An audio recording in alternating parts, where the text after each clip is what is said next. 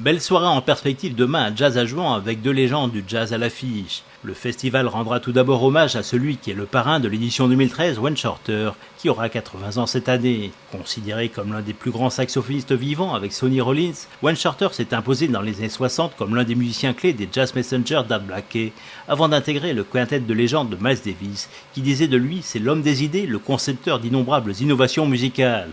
Moi, je ne suis que le leader qui les met en scène ».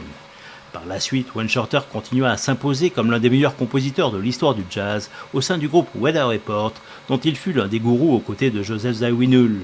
Depuis l'année 2000, il se produit régulièrement en quartet avec Danilo Perez au piano, John Patitucci à la basse et Brian Blade à la batterie. Des musiciens qui l'accompagneront demain soir dans la Pinette Gould, où ils réinventeront comme à chaque fois quelques-unes des nombreuses compositions de leur leader.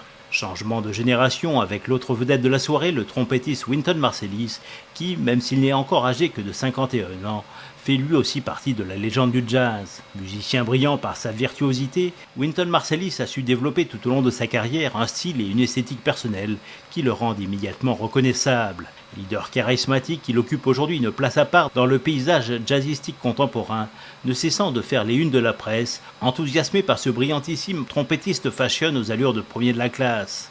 Passé tout comme Wayne Shorter par les Jazz Messengers, mais au début des années 80, Wynton Marsalis a d'autres points communs avec le saxophoniste. Non seulement il a joué avec l'un de ses vieux complices, Herbie Hancock, mais surtout c'est aussi un immense compositeur. Un virtuose de la composition capable de passer de la création d'un opéra de jazz aux enregistrements des concertos brandebourgeois de Bach.